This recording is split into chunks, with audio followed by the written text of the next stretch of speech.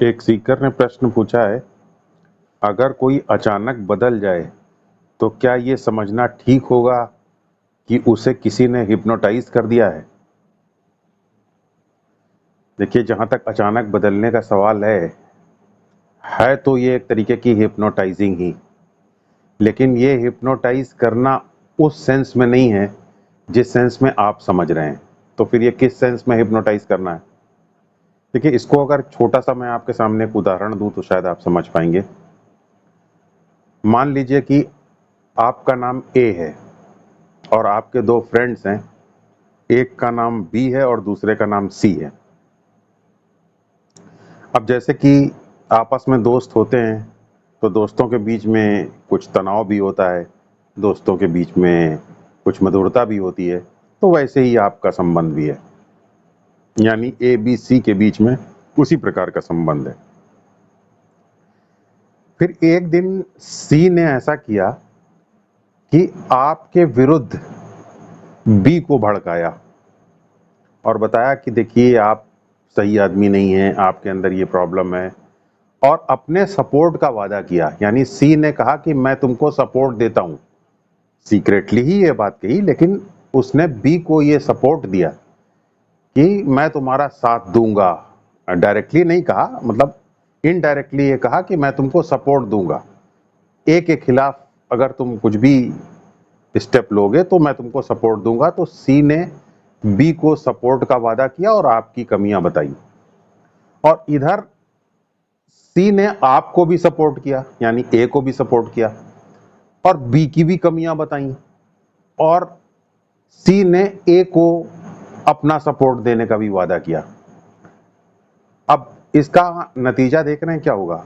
ए और बी के बीच के जरा रिलेशनशिप को देखिए, यानी आपके बीच में और जिसको सपोर्ट किया गया है दूसरे वाले फ्रेंड को, उसके बीच में किस तरीके का रिलेशनशिप होगा? आपको बी बदला बदला नजर आएगा और बी को आप बदले बदले नजर आएंगे, और उसके बाद आपके बीच में और बी के बीच में अब झगड़ा हो जाएगा। तो जब आपके और बी के बीच में झगड़ा हो जाएगा तो बी क्या सोच रहा होगा कि मेरे पास सी का सपोर्ट है, इसलिए वो पूरी ताकत से आपके ऊपर अटैक करेगा, क्योंकि सी का एक्स्ट्रा सपोर्ट बी के पास है। और उसी तरीके से आपकी भी हालत है। आप जो है, आपको ऐसा लग रहा है कि आपके पास सी का सपोर्ट है और आप सी का सपोर्ट लेकर के आप बी के ऊपर पूरी ताकत से अटैक करेंगे। तो इस प्रकार आप दोनों एक दूसरे को बदले बदले नजर आएंगे। आप दोनों को ही लगेगा कि अचानक पता नहीं क्या हो गया, आप दोनों को ही लगेगा कि अचानक आपको ये लगेगा कि बी को किसी ने हिप्नोटाइज कर दिया, और बी को ये लगेगा कि आपको किसी ने हिप्नोटाइज कर दिया, और आप दोनों एक दूसरे से लड़ेंगे, और सी जो है वो दोनों की लड़ाई को दूर से देखेगा, दोनों की लड़ाई को एंजॉय करेगा। तो यहाँ पे हिप्नोटाइजिंग तो हुई है, लेकिन उस सेंस में हिप्नोटाइजिंग नहीं हुई जिस सेंस में आपने ये प्रश्न पूछा है, और इस प्रकार आप दोनों जो है लड़ने लग जाएंगे। तो सी ने का क्या काम किया? सी ने सपोर्ट का और नेगेटिविटी का एक ओवरकोट बी को पहना दिया, और सी ने वैसा ही एक ओवरकोट ए को यानी आपको पहना दिया, और आप दोनों एक एक्स्ट्रा ओवरकोट फॉल्स सेल्फ का, फॉल्स पर्सनैलिटी का एक एक्स्ट्रा ओवरकोट पहन करके स्लीप वॉकर्स की तरीके से एक दूसरे से लड़ गए। तो ये एक तरीके की हिप्नोटाइजिंग है, इसे ट्रायंगुलेशन कहते हैं। ये तो सिंपल ट्रायंगुलेशन में तो ये होता है जैसे कि सी जो है वो बी की तारीफ करे और ए की कमियां निकाले। तो ए जो है वो अपने आप को काफी कमजोर महसूस करेगा, सी काफी स्ट्रांग महसूस करेगा, और इस तरीके से ए से बदला सी ले पाएगा। तो ये तो सिंपल ट्रायंगुलेशन है, लेकिन यहाँ पे ट्रायंगुलेशन बहुत ज्यादा कॉम्प्लिकेटेड है। यहाँ पे सी जो है वो एक पैथोलॉजिकल रिलेशनशिप डिसरप्टर है, रिलेशनशिप डिसरप्ट करने की उसकी आदत है, कोवर्ट नार्सिसिस्ट है वो। उसे रिलेशनशिप्स को तोड़ने में मजा आता है, सीक्रेट प्लेजर डिराइव करता है रिलेशनशिप को तोड़ने में। तो वो जितना ज्यादा नापसंद बी को करता है उतना ही ज्यादा नापसंद ए को भी करता है, और ए चाहे बी को पीटे चाहे बी ए को पीटे, दोनों ही सिचुएशन में वो उसकी रिलेशनशिप डिसरप्ट करने की आदतें जो हैं, वो उसकी जो आदत है, टेंडेंसी है, उसको सेटिस्फैक्शन मिलता है। तो इस प्रकार आप दोनों बी और ए ओवरकोट पहन करके एक दूसरे से लड़ गए। तो ये भी एक ट्रायंगुलेशन का एग्जांपल है, लेकिन ये बड़ा पैथोलॉजिकल टाइप ऑफ ट्रायंगुलेशन है। इसमें ये सी ए से बदला लेने के लिए बी को ऊपर नहीं चढ़ा रहा है, बल्कि सी क्या काम कर रहा है कि बी से बदला लेने के लिए ए को चढ़ा रहा है और ए से बदला लेने के लिए बी को चढ़ा रहा है, और दोनों आपस में लड़ रहे हैं। तो इस प्रकार की हिप्नोसिस वो दोनों के ही अंदर क्रिएट कर रहा है। जीसस क्राइस्ट ने एक जगह कहा है कि रिच लोग कभी भी किंगडम ऑफ हेवन में नहीं जा सकते, मेरे किंगडम ऑफ हेवन में रिच लोग कभी प्रवेश नहीं कर सकते हैं। तो ये जो रिच वर्ड है, इसका बड़ा गलत इंटरप्रिटेशन किया गया है। रिच का इंटरप्रिटेशन ये किया गया है कि रिच उसे कहते हैं जिसके पास पैसा हो, रिच का पैसे से कोई संबंध नहीं है। जीसस क्राइस्ट ने जिस सेंस में रिच शब्द का प्रयोग किया है, वो रिच शब्द का मतलब है जो एक्स्ट्रा पर्सनैलिटी का ओवरकोट पहने हुए हो, जो फॉल्स पर्सनैलिटी का ओवरकोट पहने हुए हो। जैसे कि इस केस में जो मैंने एग्जांपल दिया, इसमें बी ने एक ओवरकोट पहना हुआ है फॉल्स पर्सनैलिटी का, और ठीक उसी तरीके से ए ने भी एक फॉल्स पर्सनैलिटी का ओवरकोट पहना हुआ है। तो दोनों ही फॉल्स पर्सनैलिटी की स्लीप में है, नींद में है। इसलिए मैं इसको कह सकता हूं कि ये दोनों स्लीप वॉकर्स हैं, नींद में चलने वाले। और इनको नींद में किसने डाला है? सी ने इनको नींद में डाला है, क्योंकि फॉल्स पर्सनैलिटी की नींद में दोनों डूबे हुए हैं।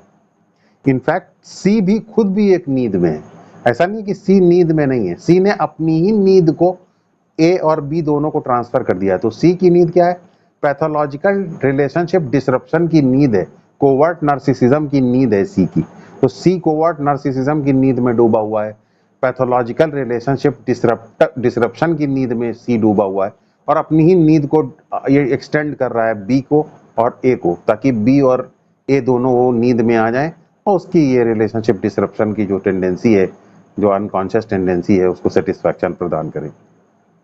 जीसस क्राइस्ट ने ऐसे ही लोगों को रिच कहा है। रिच का मतलब जिसने अपनी ट्रू पर्सनैलिटी के ऊपर फॉल्स पर्सनैलिटी का ओवरकोट पहना हुआ हो, उसे हम कहते हैं रिच। जीसस क्राइस्ट ने उसे रिच कहा है, और जीसस क्राइस्ट ने सही ही कहा है, क्योंकि जब तक ये फॉल्स पर्सनैलिटी का आप ओवरकोट नहीं उतारेंगे, तब तक किसी प्रकार की कोई स्पिरिचुअल प्रोग्रेस लाइफ में नहीं हो सकती। और चूंकि ये फॉल्स पर्सनैलिटी का जो ओवरकोट होता है, ये इतना छुपा हुआ होता है, इतना क्लैंडस्टाइन है, इतना सीक्रेट है, कि चूंकि ये कभी दिखाई नहीं देता, इसीलिए लोगों की कभी भी रियल स्पिरिचुअल प्रोग्रेस नहीं हो पाती। इनफैक्ट जब बच्चा छोटा होता है, तभी से ही वो ये फॉल्स पर्सनैलिटी का ओवरकोट पहनना शुरू कर देता है, अपने आसपास की सिचुएशन के साथ एडजस्ट करने के लिए, अपने पीयर प्रेशर को कम करने के लिए, साथ के लोगों के दबाव को कम करने के लिए, जीवन में सफल होने के लिए, वो इस तरीके की फॉल्स पर्सनैलिटी का, झूठे व्यक्तित्व का लबादा उड़ता चला जाता है। और ये जो लबादा झूठी पर्सनैलिटी का वो उड़ता जाता है अपनी ट्रू पर्सनैलिटी के ऊपर, ये कभी तो एक बहुत ही स्ट्रांग ईगो के रूप में अपने आप को प्रदर्शित करता है, और कभी बड़े वीक ईगो के रूप में अपने आप को प्रदर्शित करता है। तो इस वीक ईगो भी इसी का फॉल्स पर्सनैलिटी का मैनिफेस्टेशन है, स्ट्रांग ईगो भी इसी फॉल्स पर्सनैलिटी का मैनिफेस्टेशन है। तो जब पर्सनैलिटी का, ये फॉल्स पर्सनैलिटी का लबादा गिर जाता है, तब आपकी ट्रू पर्सनैलिटी दिखाई देना शुरू होती है। और ये जो ट्रू पर्सनैलिटी है, इस ट्रू पर्सनैलिटी में आप हेल्पलेस महसूस कर सकते हैं। हो सकता है कि आप इस ट्रू पर्सनैलिटी में सक्सेसफुल भी ना हो सकें, हो सकता है कि आप इस ट्रू पर्सनैलिटी में काफ़ी वल्नरेबल हो सकता है कि आप अपनी ट्रू पर्सनैलिटी में काफ़ी अनअट्रैक्टिव हो। लेकिन ट्रू पर्सनैलिटी की एक खासियत है कि ट्रू पर्सनैलिटी में आप रियल होते हैं, जो भी आप हैं वो रियल हैं, रियलिस्टिक ग्राउंड पर आप खड़े हैं। और जो रियलिस्टिक ग्राउंड पे नहीं खड़ा है, उसका कभी भी विकास एक्चुअल नहीं हो सकता। तो ये रियलिस्टिक ग्राउंड क्या है? रियलिस्टिक ग्राउंड ये है कि आप अपनी रियलिटी को जानते हैं, आप किसी के सपोर्ट से आप बात नहीं करते हैं, किसी के ऊपर डिपेंडेंट होकर के आप बात नहीं करते, आप हेल्पलेस महसूस करते हैं, लेकिन आप अपनी शक्ति के ऊपर भरोसा करके बात कर रहे हैं। दूसरे की शक्ति के ऊपर आप भरोसा करके बात नहीं कर रहे हैं, किसी विचारधारा के प्रभाव में आकर के आप बात नहीं कर रहे हैं, किसी के बहकावे में आकर के आप बात नहीं कर रहे हैं, किसी के कान भरने से आप बात नहीं कर रहे हैं, तो आप जो भी कुछ हैं, चाहे कितना ही हेल्पलेस क्यों ना हो, आप रियलिटी के एक ग्राउंड पे खड़े हैं। वो ग्राउंड चाहे कितना ही वीक क्यों ना हो, लेकिन वहां से आपकी प्रगति हो सकेगी। जैसे अगर मान लीजिए आप किसी कंपनी में की तैयारी कर रहे हैं और आप ऐसा सोच रहे हैं कि आप उसमें ऑलरेडी सिलेक्ट हो चुके हैं, तब थोड़ी आप कोई तैयारी कर पाएंगे। तैयारी करने की पहली कंडीशन ही यही है कि आपको ये पक्का पता होना चाहिए कि आप अभी सिलेक्ट नहीं है, तभी तो आप सिलेक्ट होने के लिए प्रयास कर पाएंगे।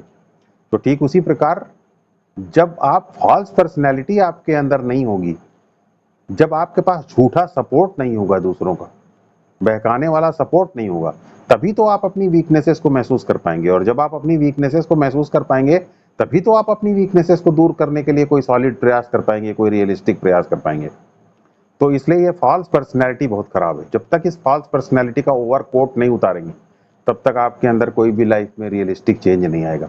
और ये फॉल्स पर्सनैलिटी का ओवर कोट ही एक हिप्नोसिस के रूप में काम करता है, एक हिप्नोटाइजिंग के रूप में काम करता है। इनफैक्ट ये ना सिर्फ हिप्नोसिस है, बल्कि ये एक प्रकार की नींद भी है, चलती फिरती नींद, जागृत अवस्था की नींद है।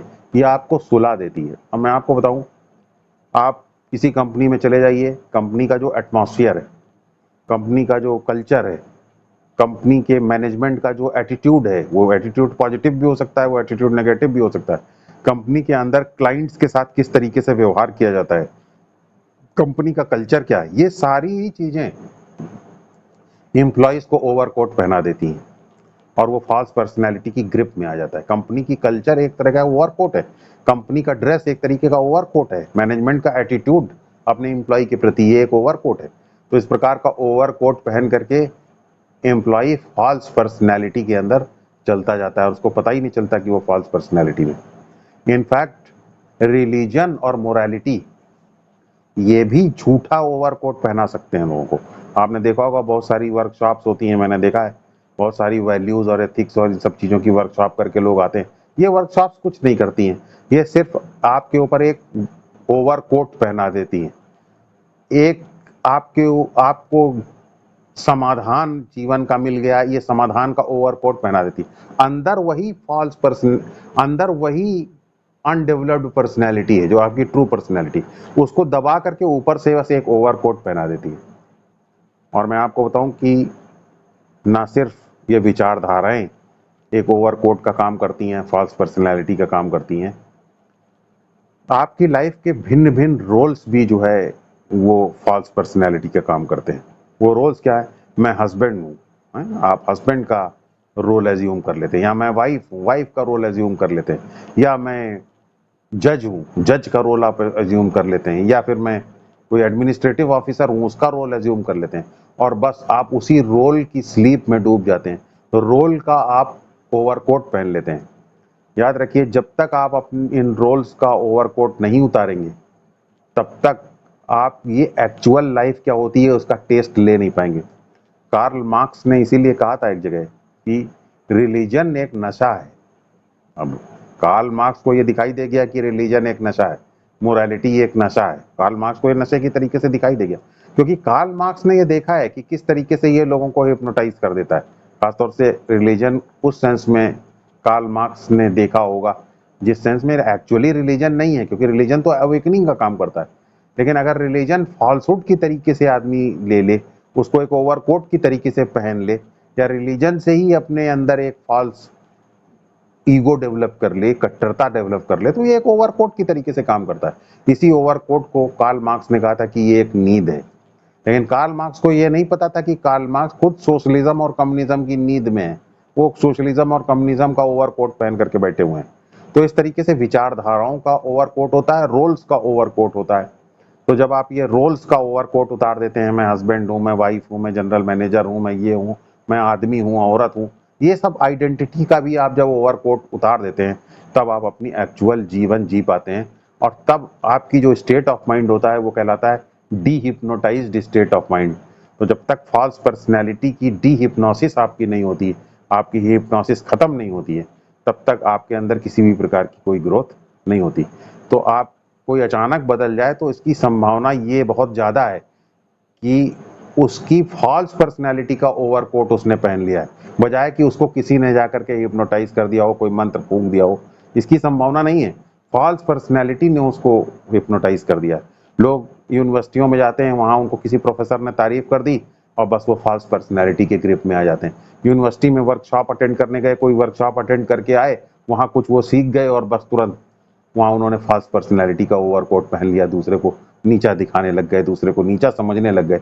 तो इस तरीके का ओवरकोट बहुत आसानी से लोग पहन लेते हैं और दूसरे लोगों को ये पता चल पाता है कि अरे ये तो बदल गए। एक्चुअली बदले नहीं है, उन्होंने वही बस एक ओवरकोट पहना हुआ है। और ये वीडियो जो मैंने बनाया है, अगर इसको वो देखेंगे तो तुरंत अवेकनिंग की संभावना होगी।